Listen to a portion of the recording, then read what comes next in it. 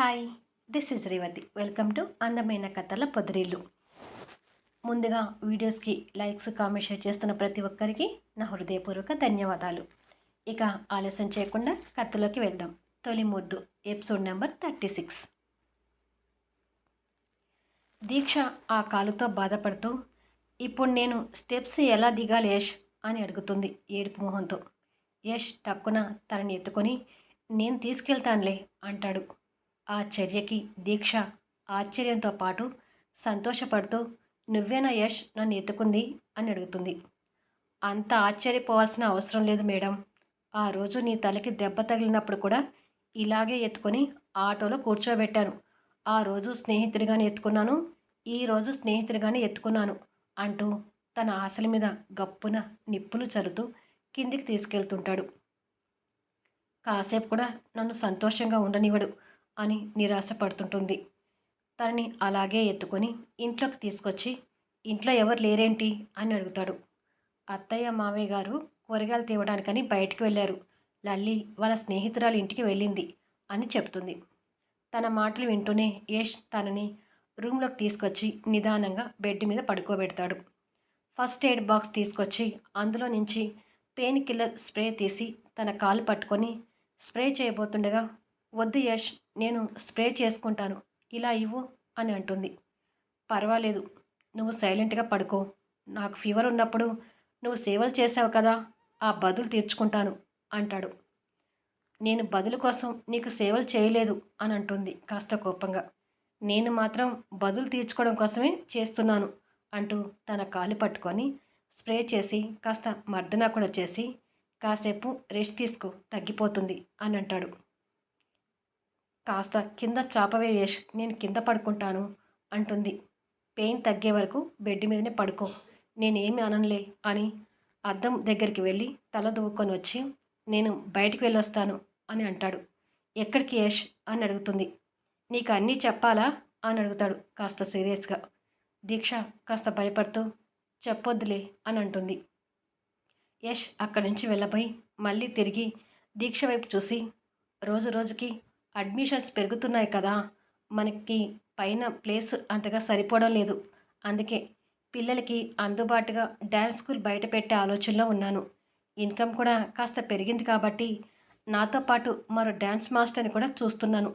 Day మొత్తం dance నేర్పిస్తూ ఉండాలంటే నాకు కూడా కష్టం అనిపిస్తుంది. అందుకే ఈ ఆలోచన చేస్తున్నాను అని అంటాడు. అది విని సంతోషపడుతూ, సరే యష్, నీ ఇష్టం, వెళ్ళిరా అని అంటుంది. యష్ కాస్త నవ్వుతూ, నొప్పి తగ్గే వరకు కిందికి దిగకుండా రెస్ట్ తీసుకో అని చెప్పి వెళ్ళిపోతాడు. యష్ అలా జాగ్రత్తలు చెప్పేసరికి దీక్ష సంతోషపడుతూ, మళ్ళీ అంతలోనే బాధపడుతూ, ఇది కూడా ఒక స్నేహితుడిగానే చెప్పి ఉంటాడులే అని నిరాశగా అనుకొని, ఇక యష్ దాదాపు లైఫ్లో సెటిల్ అయినట్టే. పాపం గంటలు గంటలు డ్యాన్స్ చేస్తూ బాగా అలసిపోతున్నాడు, ఇంకొక మాస్టర్ని తీసుకోవడం కరెక్టే అని అనుకుంటుంది. కొన్ని రోజులకి అనుకున్నట్టుగానే డ్యాన్స్ స్కూల్ బయట ఓపెన్ చేస్తాడు. తనకు తోడుగా ఇంకొక డ్యాన్స్ మాస్టర్ని తీసుకొని యష్ ఆ స్కూల్ని మెయింటైన్ చేస్తుంటాడు. లైఫ్లో నిలదొక్కున్నాననే ధైర్యం యష్కి కూడా పూర్తిగా కలుగుతుంది. అన్నయ్య, త్వరగా లే అన్నయ్య అంటూ లల్లి యష్ని నిద్ర లేపుతుంటుంది. యష్ నిద్ర మేలుకుంటూ, ఏంటే లడ్డు, ఇంత పొద్దున్నే లేపుతున్నావు అని అడుగుతాడు. ఇవాళ రాఖీ పౌర్ణమి అన్నయ్య, నీకు రాఖీ కట్టాలి, త్వరగా లే అని అంటుంది. ఓ అవునా అంటూ యష్ లేచి కూర్చుంటాడు. వదిన అప్పుడే వాళ్ళ తమ్ముడికి రాఖీ కట్టడానికి వెళ్ళింది, నువ్వు కూడా వెళ్ళి త్వరగా రెడీ అవ్వు అంటూ యష్ని బాత్రూంలోకి పంపిస్తుంది. కొద్దిసేపటికి లంగా ఓణీలో రెడీ అయిన లల్లి యష్కి సంతోషంగా రాఖీ కడుతుంటుంది. యష్ కూడా సంతోషంగా చెల్లెలతో రాఖీ కట్టించుకుంటాడు. పద్దు, ప్రతాప్ గారు తమ ఇద్దరి పిల్లల్ని చూసి సంతోషపడుతుంటారు. లల్లి రాఖీ గట్టి, నాకేమిస్తావు అంటూ చెయ్యి చాపుతుంది. యష్ జేబులో నుంచి రూపాయి తీసి తన చేతిలో పెట్టి, ఈ రూపాయితో పెద్ద బంగ్లా, కార్, ఇంకా నగలు అన్నీ కొనుక్కొని నేను భరించడానికి వచ్చే ఆ అమాయకుడెవడో వాడితో దర్జాగా బతుకు అని అంటాడు.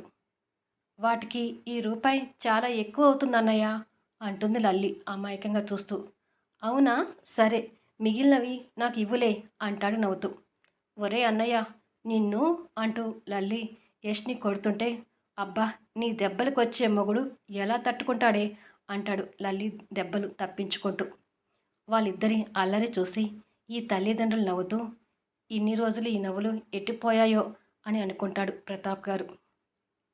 లల్లి కొట్టనివ్వకుండా యష్ తన 2 చేతులు పట్టుకొని జేబులో నుంచి 2000 తీసి ఇస్తాడు. థ్యాంక్ యూ అన్నయ్య అంటుంది లల్లి సంతోషపడుతూ. యష్ తన చెల్లెల తల మీద ప్రేమగా ముద్దు పెట్టుకొని ఏదైనా డ్రెస్ కొనుక్కో అంటాడు. నన్ను ఆట పట్టించే అన్నయ్యని మళ్ళీ చూస్తున్నాను అని లల్లి కూడా మనసులో సంతోషంగా అనుకుంటుంది. యష్ ఆ ఆనందంతోనే రూమ్లోకి వెళ్తాడు. గోడకున్న పెయింటింగ్స్ని కాస్త బాధగా చూసి ఓ మూలగా ఉన్న వాళ్ళ పెళ్లి ఫోటోని చూస్తుండిపోతుంటాడు. దీక్ష తన తమ్ముడికి రాఖీ కట్టి కాసేపు తమ్ముడు చెల్లెలతో సరదాగా గడిపి తల్లిదండ్రులతో మాట్లాడుతూ కూర్చొని, యష్లో ఇప్పుడిప్పుడే కాస్త మార్పు వస్తుందానా, అందరితో మంచిగా ఉంటున్నాడు, డ్యాన్స్ స్కూల్ కూడా కాస్త క్లిక్ అవుతుంది అని సంతోషంగా చెప్తుంది. మరి నీతో ఎలా ఉంటున్నాడమ్మా, నిన్నేమైనా దగ్గరికి తీస్తున్నాడా అని అడుగుతుంది జానకి గారు. దీక్ష బాధగా తలదించుకొని, నా విషయంలో ఇంకా అలాగే ఉన్నాడమ్మా, కానీ ఎప్పటికైనా యష్ మనసులో స్థానం సంపాదించుకుంటాననే చిన్న ఆశ మాత్రం కలిగింది అని అంటుంది. కోరుకొని పెళ్లి చేసుకున్నావు, నీ సంసారాన్ని చక్కబెట్టుకునే బాధ్యత నీ చేతుల్లోనే ఉంది అని రామూర్తిగా చెప్తుంటారు. కొన్ని గంటల తర్వాత యూనిఫామ్లో ఉన్న ఓ కారు డ్రైవర్ శరత్ కంగారుగా హాస్పిటల్కి వస్తుంటే, కాలుకి కట్టు కట్టుకొని ఉన్న 5 సంవత్సరాల తన కూతురు సౌమ్య అక్కడ చైర్లో కూర్చొని డాడీ అని పిలుస్తుంది. శరత్ కూతుర్ని చూసి కంగారుగా దగ్గరికి వస్తుంటాడు. ఆ పాప పక్కనే చేతి గాయంతో కూర్చున్న దీక్ష కూడా శరత్ని చూస్తూ, అతనేనా మీ డాడీ అని అడుగుతుంది. అవును అని పాప అంటుండగానే శరత్ కూతురు దగ్గరికి వచ్చి కాళ్ళకి బ్యాండేడ్ వేసి ఉన్న గాయాన్ని చూసి భయపడుతూ, అమ్మ సౌమ్య ఏం జరిగింది అని అడుగుతాడు. నేను చూసుకోకుండా బస్ కింద పడబోతుంటే ఈ ఆంటీ వచ్చి కాపాడింది డాడీ అని చెప్తుంది పాప ఏడుస్తూ. అవునండి, పాప ఎక్కడ బస్ కింద పడుతుందని కంగారులో పాపని ఎత్తుకొని పక్కకు దూకేసరికి పాప కాలికి చిన్న గాయం అయింది అని అంటుంది దీక్ష. అవునా అని దీక్ష చేతికి కూడా గాయం అవ్వడం చూసి, అయ్యో మీకు కూడా గాయాలయ్యాయి కదండి అని అంటాడు. పర్వాలేదులే, చిన్న గాయమే, వెంటనే తగ్గిపోతుంది, పాప భయపడుతుంది, తనని ఇంటికి తీసుకువెళ్ళండి అని చెప్తుంది. మీకు ఎలా థ్యాంక్స్ చెప్పాలో అర్థం కావడం లేదమ్మా అని అంటాడు శరత్ కన్నీళ్ళు పెట్టుకుంటూ. అలా అనకండి, సమయానికి చూశాను కాబట్టి మీ పాపని కాపాడగలిగాను. మా తమ్ముడికి రాఖీ కట్టి వస్తుండగా ఇది జరిగింది. పండగ రోజు ప్రమాదం తప్పినందుకు సంతోషపడండి. పాప జాగ్రత్త, ఇక వెళ్తాను అని చెప్పి వెళ్ళబోతుండగా, అమ్మ మీ పేరు అని అడుగుతాడు శరత్. దీక్ష అని చెప్తుంది ఆగి. ఒక్క నిమిషం ఇక్కడే ఉండండమ్మా, పాపని చూస్తూ ఉండండి అని చెప్పి శరత్ బయటికి వెళ్తుంటాడు. ఎక్కడికి వెళ్తున్నారు అని దీక్ష వెళ్తున్న శరత్ని అడుగుతుండగానే, వెంటనే వచ్చేస్తానమ్మా అంటూ శరత్ బయటికి వెళ్తాడు. ఎక్కడికి వెళ్తున్నట్టు అని దీక్ష ఆలోచిస్తూ పాప పక్కన కూర్చుంటుంది. కాసేపట్లో శరత్ ఒక రాఖీతో అక్కడికి వచ్చి, నాకు తోడబుట్టిన చెల్లెలు ఎవరూ లేరమ్మా, రాఖీ పండుగ రోజు పరిచయం అయ్యావు, అందుకే మీతో రాఖీ కట్టించుకోవాలనుకుంటున్నాను అని అంటాడు. దీక్ష నవ్వుతూ శరత్కి రాఖీ కట్టి, పాప జాగ్రత్త అన్నయ్య అని అంటుంది. మీ ఇల్లు ఎక్కడో చెప్పమ్మా, కారులో డ్రాప్ చేస్తాను అని అంటాడు. పర్వాలేదులే, నేను బస్సులో వెళ్తానులే అన్నయ్య అంటుంది. నా కూతురి ప్రాణాలు కాపాడినందుకు ఈ చిన్న సహాయం అయినా చేయనివమ్మా అని అంటాడు శరత్. సరే అన్నయ్య అని చెప్పి బయటకు వచ్చి కారు ఎక్కబోతుండగా, దీక్ష అని యష్ గొంతు వినిపించి వెనక్కి తిరుగుతుంది. యష్ బండి ఆపి వాళ్ళ దగ్గరికి వస్తుంటాడు. ఎవరమ్మా అతను అని అడుగుతాడు పాపని ఎత్తుకుని ఉన్న యష్ శరత్. మా వారు అని చెప్తుండగా యష్ అక్కడికి వచ్చి, చేతికి ఆ గాయం ఏంటి దీక్ష అని అడుగుతాడు. దీక్ష చెప్పబోతుండగా శరత్ మాట అందుకుంటూ, మేడం లేకపోతే మా పాప ప్రాణాలతో దక్కేది కాదు సార్ అని ఉన్న విషయం చెప్తాడు.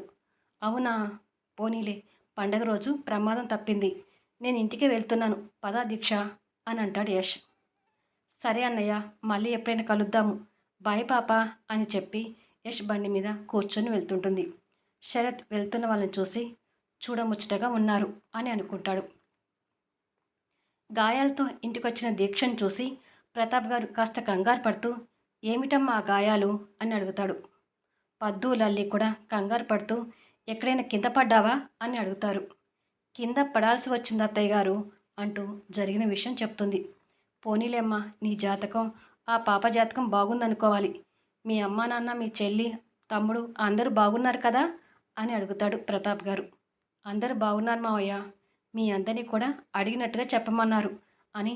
సరే మామయ్య గారు, నేను కొంచెం అలసిపోయి ఉన్నాను, వెళ్ళి పడుకుంటాను అని చెప్పి వెళ్తుంది. పాపం ఎవరినో కాపాడబోయి తను కూడా గాయాలు చేసుకుంది అని అంటాడు ప్రతాప్ గారు. ఇంకా నయం నాన్న, ఆ పాపతో పాటు వదినకి కూడా పెద్ద ప్రమాదం తప్పిందనుకోవాలి. మరీ వదిన ఇంత మంచిగా ఉంది ఏంటి నాన్న అని అడుగుతుంది లల్లి. ఏం లాభం, తన మంచితనం కొంతమంది మూర్ఖులకి అర్థం కావట్లేదు కదా అని అంటాడు ఎదురుగా కూర్చున్న యష్ని పద్దుని ఉద్దేశిస్తూ. పద్దు కోపం తెచ్చుకుంటూ, మీ కోడల్ని ఏదో రాసి రంపాన పెడుతున్నట్టుగా మాట్లాడుతున్నారేంటి? ఏదో కాస్త కోపం వచ్చినప్పుడు 4 మాటలు అంటాను అంతే కదా అని అంటుంది పద్దు. ఆ 4 మాటలు కూడా దీక్షను అనడానికి వీలేదంటున్నాను. దీక్ష ఈ ఇంటికి వచ్చిన బంగారు తల్లి, తను ఉసురు పోసుకోవడం మంచిది కాదని చెప్తున్నాను అని అంటాడు ప్రతాప్ గారు ఇద్దరి వైపు చూస్తూ. ఉరిమి ఉరిమి మంగళోడి మీద పడినట్టు అందరూ నన్ను అనేవాళ్ళే అని మూతి తిప్పుకుంటూ వెళ్తుంది పద్దు. యష్ మాత్రం ఏమీ మాట్లాడకుండా సైలెంట్గా ఉండిపోతాడు. కొద్దిసేపటికి యష్ లోపలికి వచ్చేసరికి దీక్ష యష్ బట్టలు మడత పెడుతూ కనిపిస్తుంటుంది. ఇదేంటి, రెస్ట్ తీసుకుంటానని చెప్పి బట్టలు మడత పెడుతున్నావు అని అడుగుతాడు దగ్గరికి వస్తూ. బెడ్ నిండా బట్టలు చిందరవందరగా ఉన్నాయి యష్, అందుకే మడత పెడుతున్నాను అని అంటుంది. నేను మడత పెట్టుకుంటానులే, ఇవ్వు అంటూ దీక్ష చేతిలో నుంచి షర్టు గుంజుకోబోతుంటే, వద్దు యష్, నీకు రాదు, నేను మడత పెడతాను అని దీక్ష కూడా గుంజుకుంటుంది. నేను మంచిగానే మడత పెడతాను అంటూ యష్ కూడా గుంజుకుంటాడు. నీకెందుకు యష్ ఇలాంటి పనులు అని దీక్ష గుంజుకోబోతుంటే, నా బట్టలు నేనే మడత పెట్టుకుంటాను అంటూ యష్ ఇంకాస్త గట్టిగా గుంజుతాడు. దాంతో దీక్ష ఆ షర్టుతో సహా వచ్చి యష్ ఛాతి మీద పడుతుంది.